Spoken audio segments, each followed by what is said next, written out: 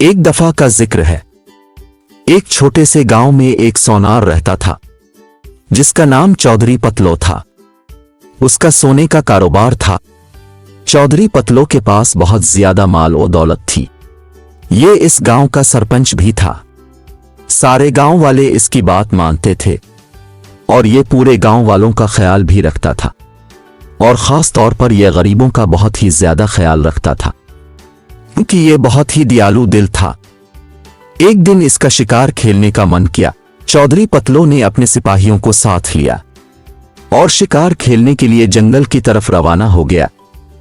जंगल में काफी देर शिकार ढूंढते ढूंढते चौधरी पतलो काफी आगे निकल गया था, लेकिन इसे कोई शिकार नहीं था मिल रहा और काफी अंधेरा भी होने वाला था।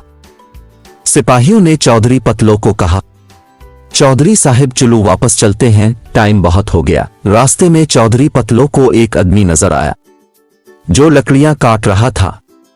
करीब ही उसे एक झोंपड़ी नजर आई और पास ही गधा और एक बिक्री बंधी हुई थी। चौधरी पतलो ये देखकर बहुत हैरान हुआ। ये आदमी जंगल में जिंदगी गुजर बिसर कर रहा है और उसकी झोंपड़ी इतनी छोटी थी कि इसमें सिर्फ एक ही आदमी रह सकता था। चौधरी पतलो ने अपने सिपाहियों को हुक्म दिया कि तुम सारे वापस चले जाओ, मैं इस आदमी की झोंपड़ी में रात गुजारूंगा।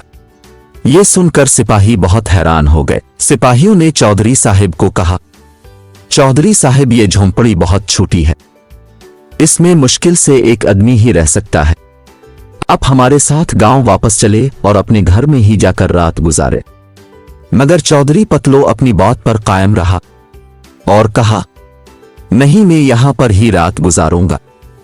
उसने कहा, तुम सब कल सुबह सवेरे यहां आ जाना, मैं ये देखना चाहता हूं कि यह गरीब आदमी अपनी जिंदगी कैसे गुजारता है। लिहाजा चौधरी पतलो इस गरीब आदमी के पास गया और उसे बताया कि मैं तुम्हारे पास रात गुजारूंगा। वो आदमी बहुत खुश मिजाज और मेहमान नवाज था। इस गरीब आदमी ने चौधरी पतलो का इस्तकबाल बहुत अच्छे तरीके से किया।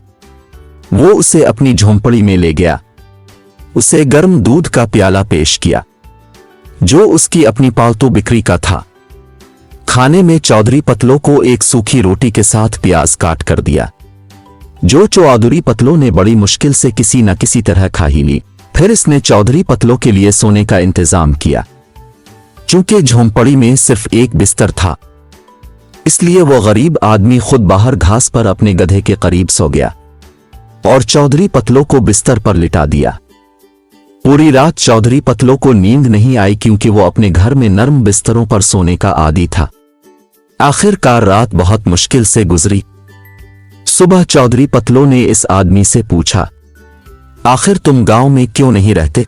इस आदमी ने कहा, चौधरी पतलो, मेरे पास इतने पैसे नहीं होते कि मैं गांव के अखराजात और गांव के किराए बर्दाश्त कर सको, इस वजह से उधर रहने पर मजबूर हूं।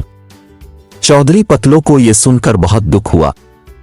उसने फौरन अपने गांव में एक घर का बंदोबस्त करवाया और उसे मुफ्त में देने का हुक्म दिया और अपने खजाने में से इसके लिए माहाना वजीफा भी जारी करवा दिया।